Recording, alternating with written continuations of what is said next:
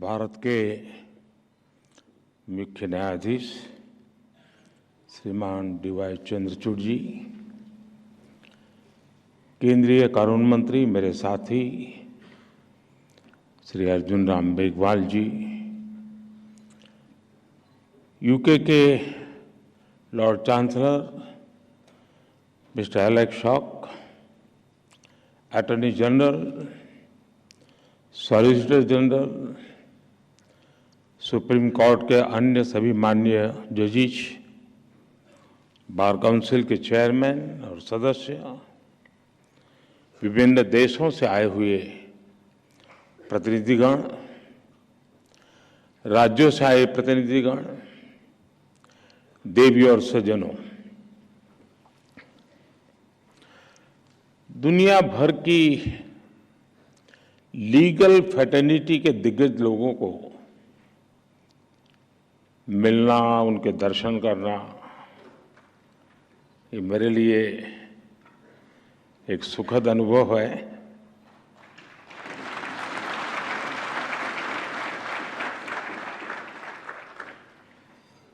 भारत के कोने कोने से यहाँ लोग आज उपस्थित हैं।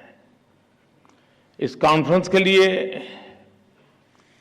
लॉर्ड चांसलर ऑफ इंग्लैंड और बार एसोसिएशन ऑफ इंग्लैंड के डेलीगेट्स भी हमारे बीच हैं। इसमें कॉमनवेल्थ कंट्रीज और अफ्रीकन कंट्रीज के प्रतिनिधि भी हिस्सा ले रहे हैं। एक तरह से इंटरनेशनल लॉयर्स कॉन्फ्रेंस वसुधैव कुटुंबकम की भारत की भावना का प्रतीक बन गई है। इस कार्यक्रम में आए हुए सभी इंटरनेशनल गेस्ट का मैं भारत में हृदय से बहुत बहुत स्वागत करता हूं। मैं बार काउंसिल ऑफ इंडिया को भी विशेष रूप से बधाई देता हूं, जो बखूबी से इस आयोजन का दायित्व निभा रही है। साथियों, किसी भी देश के निर्माण में वहां की लीगल फ्रेटर्निटी की बहुत बड़ी भूमिका होती है।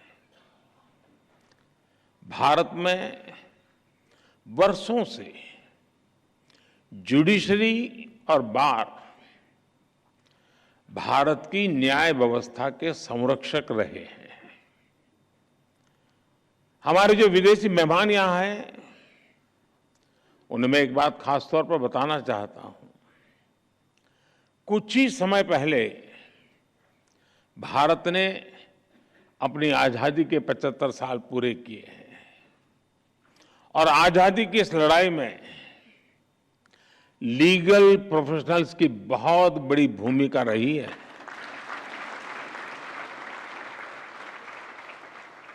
आजादी की लड़ाई में अनेकों वकीलों ने चलती हुई वकालत छोड़ करके राष्ट्रीय आंदोलन का रास्ता चुना था।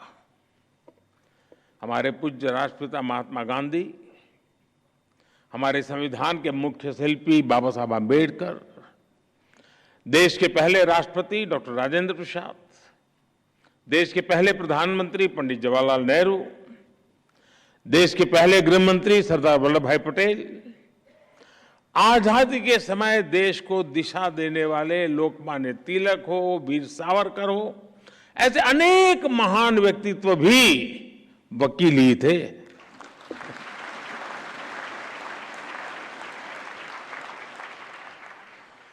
यानी लीगल प्रोफेशनल्स के अनुभव के ने आजाद भारत की नींव को मजबूत करने का काम किया।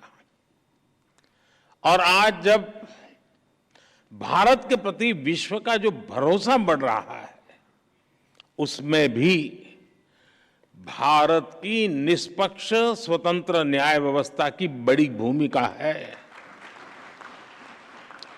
आज ये कॉन्फ्रेंस एक ऐसे समय हो रही है जब भारत कई ऐतिहासिक निर्णयों का साक्षी बना है। एक दिन पहले ही भारत की संसद ने लोकसभा और विधानसभाओं में महिलाओं को 33% आरक्षण देने का कानून पास किया।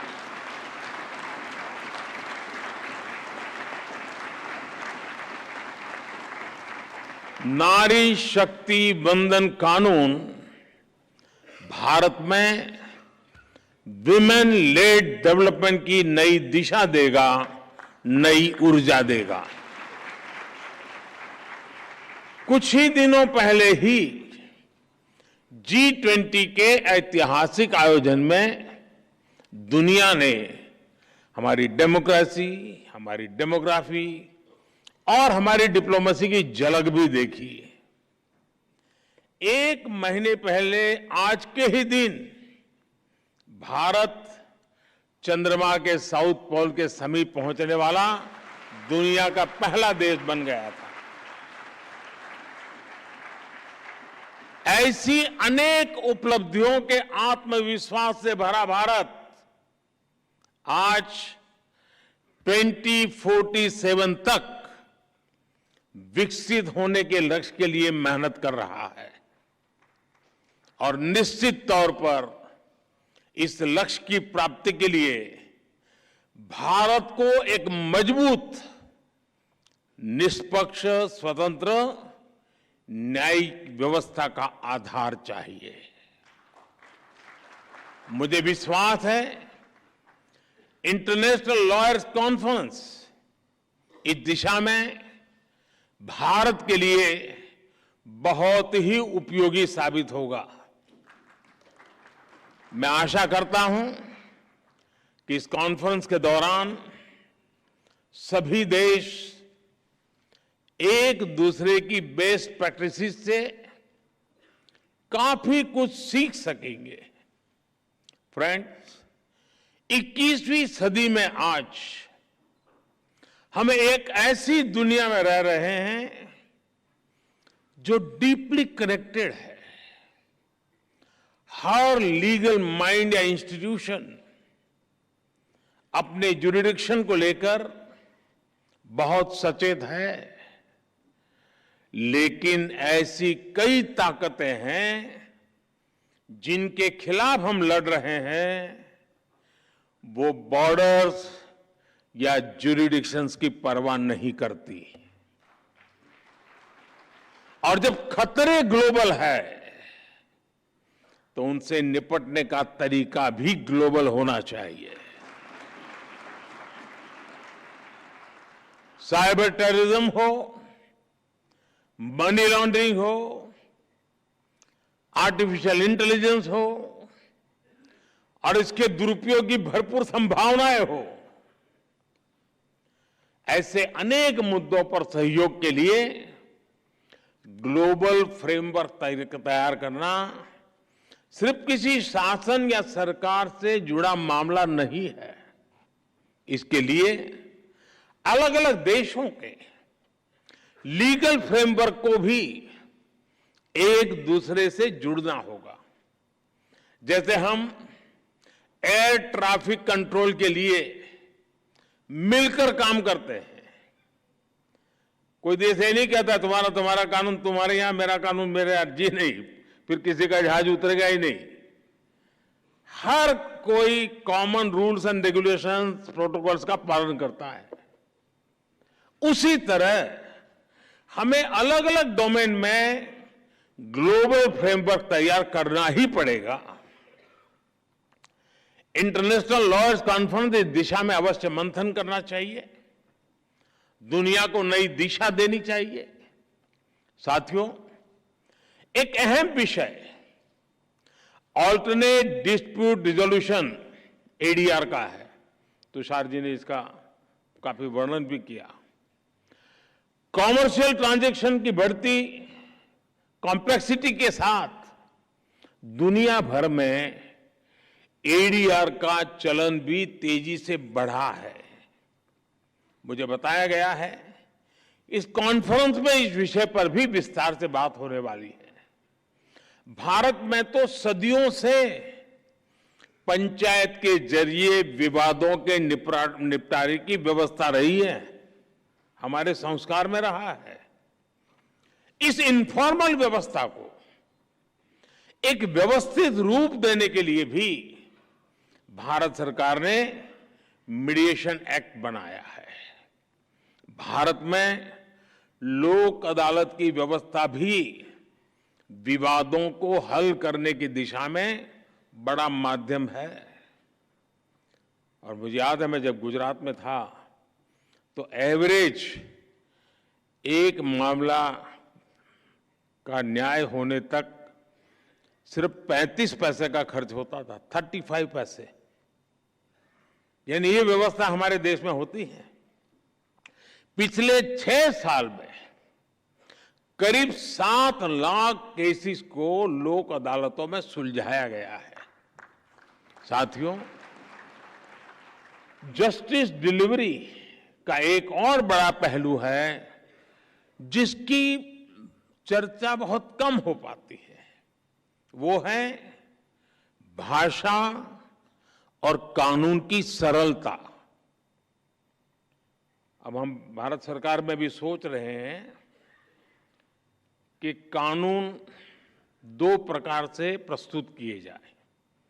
एक, जिस भाषा पे आप लोग के आदी हैं वो वाला ड्राफ्ट होगा, और दूसरा देश का सामान्य मानवी समझ सके ऐसी भाषा।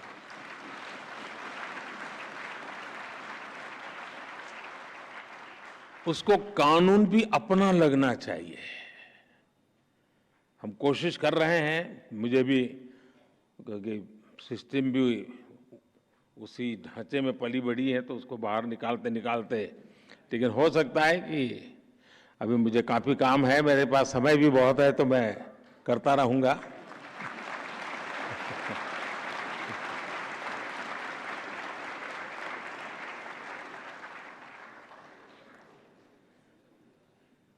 कानून किस भाषा में लिखे जा रहे हैं, अदालती कार्यवाही की भाषा में हो रही है, ये बात न्याय सुनिश्चित कराने में बहुत बड़ी भूमिका निभाती है।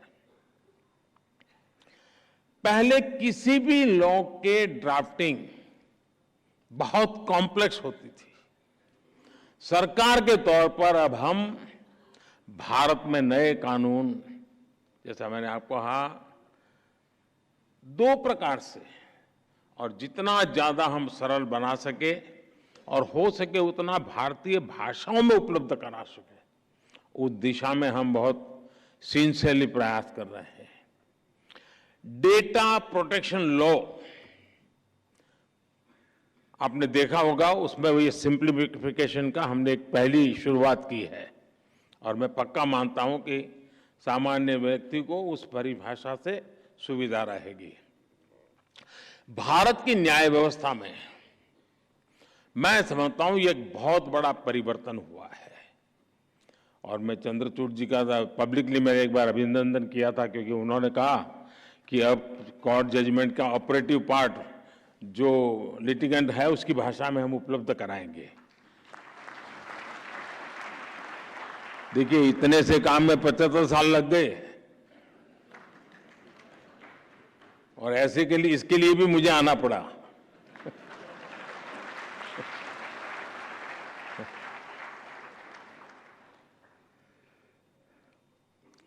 मैं भारत के सुप्रीम कोर्ट को इसके लिए बधाई दूंगा कि उसने अपने फैसलों को कई स्थानीय भाषाओं में भी अनुवाद करने की व्यवस्था की है। इससे भी भारत के सामान्य व्यक्ति को बहुत मदद मिलेगी। कोई पेशेंट हो ना, अगर डॉक्टर भी पेशेंट की भाषा में उसे बात करे तो आधी बीमारी यूं ही ठीक हो जाती है। बस यहां ये मामला बाकी है। साथियों, हम टेक्नोलॉजी से, रिफॉर्म से, न्यू जुडिशियल प्रैक्टिसेस से कानूनी प्रक्रिया को कैसे और अच्छा कर सकते हैं, इस पर निरंतर काम होना चाहिए। टेक्नोलॉजी एडवांसमेंट ने जुडिशरी सिस्टम के सामने बड़े एवेन्यूज बना दिए हैं। थोड़े से टेक्नोलॉजिकल एडवांसमेंट ने ही हमारे ट्रेड, इन्वेस्टमेंट और कॉमर्स सेक्टर को बहुत बड़ा बूम दिया है। ऐसे में लीगल प्रोफेशनल से जुड़े लोगों को भी इस टेक्नोलॉजिकल रिफॉर्म से ज्यादा जुड़ना होगा। मैं आशा करता हूं कि इंटरनेशनल लॉयर्स कॉन्फ्रेंस न्यायिक व्यवस्थाओं के प्रति पूरी दुनिया का विश्वास बढ़ाने में सहायक सिद्ध होगी। मैं इस आयोजन से जुड़े हर व्यक्ति को इस सफल कार्यक्रम के लिए अपनी ढेर सारी शुभकामनाएं देता हूं। बहुत बहुत धन्यवाद।